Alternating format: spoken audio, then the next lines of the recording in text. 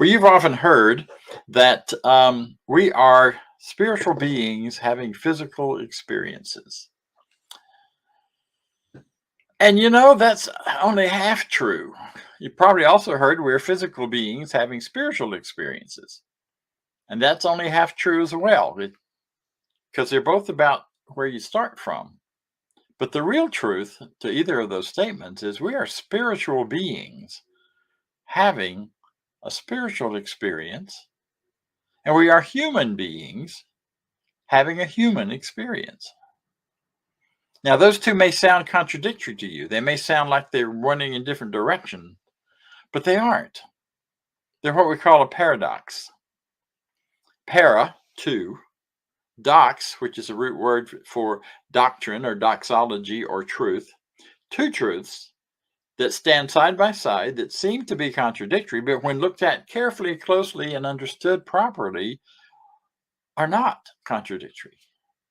It is true and real that we are fully spiritual beings and we are fully human beings, that we aren't a mix of the two.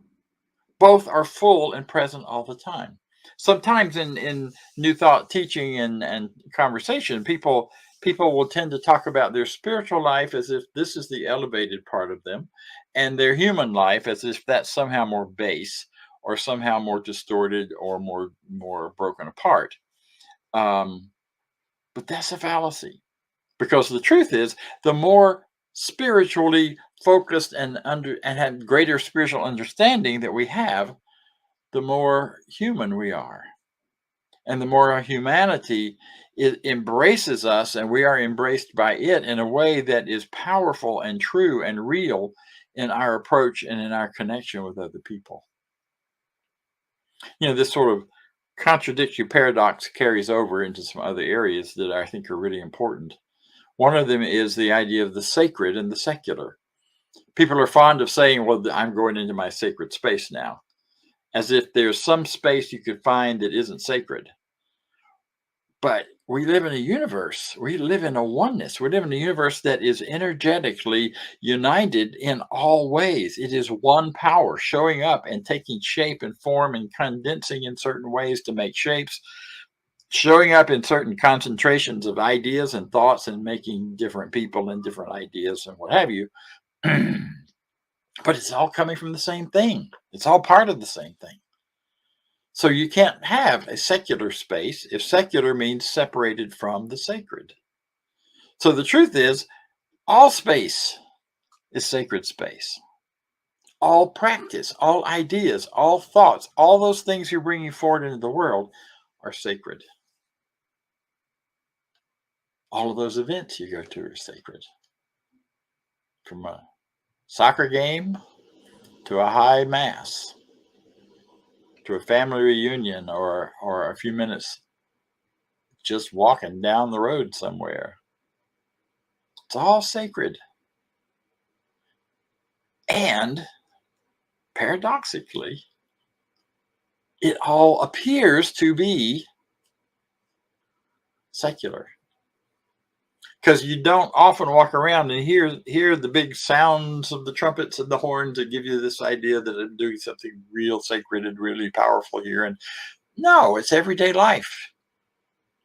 It's choosing what we care about. It's liking certain foods and not liking others. It's making choices and creating new things and bringing new ways of being into the world for ourselves and other people. I mean, it's very profane, very everyday. And at the same time, everything about that is sacred and holy. This carries into our teaching. We have been saying, and we have said for more than 100 years now, that this is a teaching that is a teaching healing ministry. It's a teaching healing practice. We teach, we study, we understand, and we practice. And in that process, people's lives are transformed. In that process, the things appear to be healed all the time. And yet, when you dive deeper into the philosophy and into the scientific truth behind healing, especially from the yogic world, and the holistic, seeing the world as a uniform field of energy and information, seeing the universe as that, you suddenly realize that there isn't really anything to heal. We are eternal beings. We go through life with various experiences. Some of them we like, some of them we don't, some of them we damn, some of them we bless. And yet all of them simply move us on to the next experience, on to the next way of living, on to the next good thing that will happen in our lives.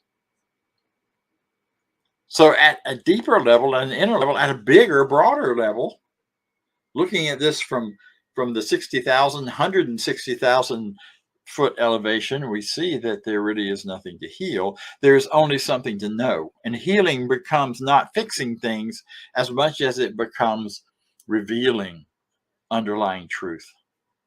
Because as we begin to reveal the underlying consciousness that has brought into form the things that we are living with, like our bodies, then we begin to know that underneath there's a perfection. There's something within all of us that needs no fixing, that is not broken, that can never be broken. So what we are doing is tapping into that awareness, tapping into that reality, imagining our lives as if that was the only reality that we ever experienced, and all of these conditions that we run into, which do not sometimes need to be healing. Healing means simply that we take from two-ness back to oneness.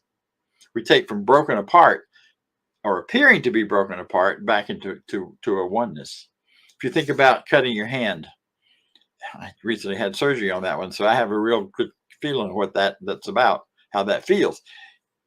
You break it apart, you pull it apart, you take the oneness and you break it into two-ness. But you know what the body does immediately? It starts knitting it back together.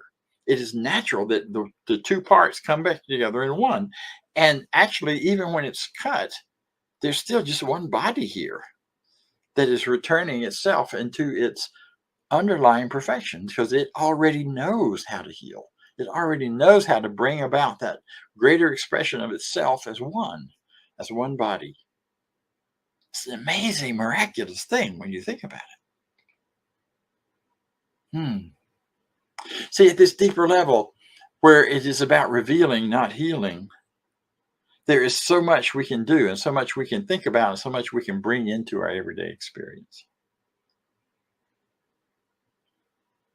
Years ago, I was introduced to Louise Hay. I had the joy of dancing with her at a conference. I'll brag about that as long as I can brag about anything, because she is such a wonderful, gracious person. We were in line waiting for refreshments during this closing ceremony dance celebration, and I was behind her, and the line was going really slow. And she turned around, looked at me, she said, "So instead of cake, how about dancing with me?" And I went, "Oh yeah." And so out on the dance floor we went for a little while and had a great time. But I had also already known about her and met her before that, through her very famous book, You Can Heal Your Life, because it addresses that underlying truth that is at the source of all healing, all restoration, all revealing of the greater truth. You can heal your life. It's a wonderful little book. It takes you through what she would do if she were with you at a session. And she has a practice in there that I want to mention and bring forward, because it is so powerful, and it absolutely was one of the big steps in changing my life and bringing me into a healthier, greater living, greater experience of not only loving life, but loving my body, and appreciating and loving the physicality of where I am and how I live. And that is this thing which she says, and you can do this now, or you can do it later. You can grab a little mirror, a little hand mirror, put it up, hold it up in front of you. I'm going to use my phone and reverse the camera. That's the other way to do it. Look yourself right in the eye and say your name. In my case, I will use the name I always heard when I was in trouble: Robert Alva Deen III. I love, accept, and approve of you.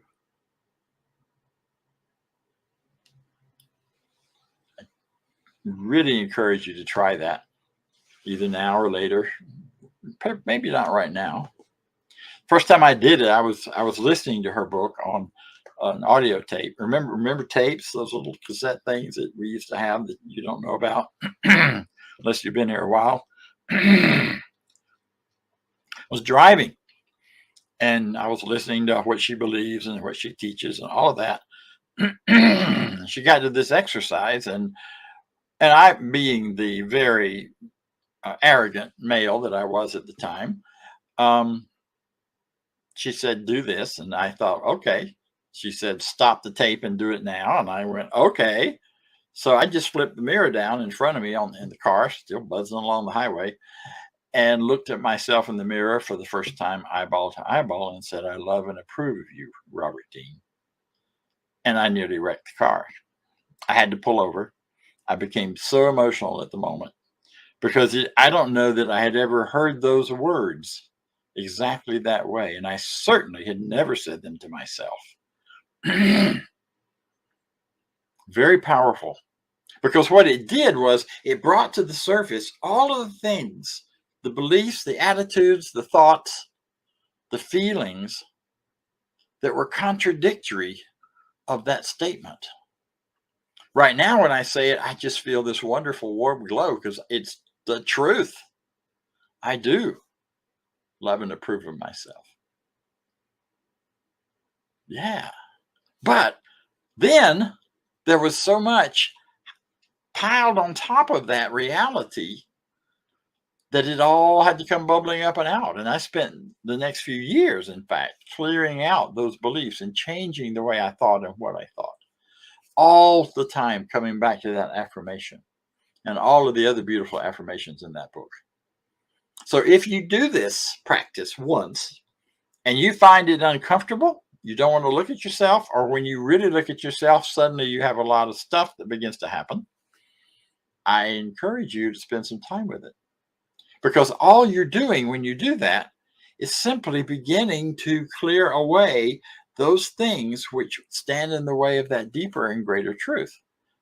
The misinterpretations, the distorted ideas of love, perhaps, the distorted ideas about your body and what its function really is and what its amazing, wonderful presence in your life is for you. You know, it's not even your body. We talked about this last week, and I'll keep coming back to it. It's the body that you are. Because in that same paradoxical way, you are a full-fledged spiritual, energetic being, but you are also a full-fledged physical being. So your body is you. You are your body. You're more than your body. It's not all that you are. But it's the part of you that keeps you anchored in time and space and allows you to move through and experience all these incredible, amazing things. You know, bodies are magnificent. When you think about it, the whole universe is contained in many ways within. We talked last week about the eye, and just in our eyes are more points of energy and information than there are stars in the galaxy, and it's made of the same stuff. Holy moly. You know, we are at a point where so far we are in an evolutionary process that has gone on for millions and millions of years. You're not just who you are today because of when you were born and what town you live in. You are who you are today because of millions of years of evolution bringing you to this point and connecting you with all time and all space before that. And your body is the expression of that. Double wow, huh? You know, and we have these great ideas when we think about this, and I made it with star stuff. Well, that's not just a metaphor, that's a physical reality. All of the physical elements in your body come from the stars and the planet here, but come through there and through all those places. And we're fired and energized by the energy of the stars. And yet, we are a star in our own way. You know, and that's so great to have in an abstract sort of way. My teacher, Ernest Holmes, was my teacher, but I didn't know him personally. But my version of that teacher that I did know personally uh, was Kennedy Schultz. And he said, you know, people believe in the body as such a wonderful instrument and a wonderful thing to do. People believe in all of this spiritual truth. And yet the biggest stumbling block is, except for mine. The body is amazing. It's beautiful. It functions in so many wonderful ways. While you're listening to my voice, your body is creating new parts for itself constantly. It's processing all of the chemical reactions. It is containing millions of other organisms in it that are part of it and necessary to its function. They're all working there, doing their little jobs in their places. You're not an individual body. You're an individual organism of organisms. You're a universe within yourself. But when we get so negative about ourselves, when we let images from the world around us tell us there's something wrong with us or something's wrong about us or that we don't have the right body. I should have had that one. I've sure felt that way sometimes. They told me when I was a kid I should be a football player because I'm so big. I was terrified and hated football. I went out one time and got the breath knocked out on me 4 times in the first practice and said, that's enough of this. I can find other ways to abuse myself. But had I stayed in that, I always had the image that if I had stayed with that, I would have had this massive, muscle-bound, big body that I should have had. Well, I shouldn't have had it because it would have required me to get knocked out a lot. I don't want to do that. And it's taken some time for me to learn to love and appreciate the one I got now. Because it's the one that really reflects who I am and what I am about. And it serves me in such wonderful, wonderful ways. It's a beautiful thing. But we can get on such a negative tear about that. I have the wrong one. I should be this or that. You know, and all this stuff about spiritual mind treatment and life-changing experiences and all these things that happen so beautifully and so well for so many people, they just don't work for me. Sorry, doesn't work. Can't do it. Never will. Never has. I'm the exception to spiritual law. I'm the exception to the way life works. I'm the exception to natural law and the way things go. I'm just a lost cause. Well, you know what? Like we said at the beginning, there is nowhere that energy and power and the power of spirit is not present.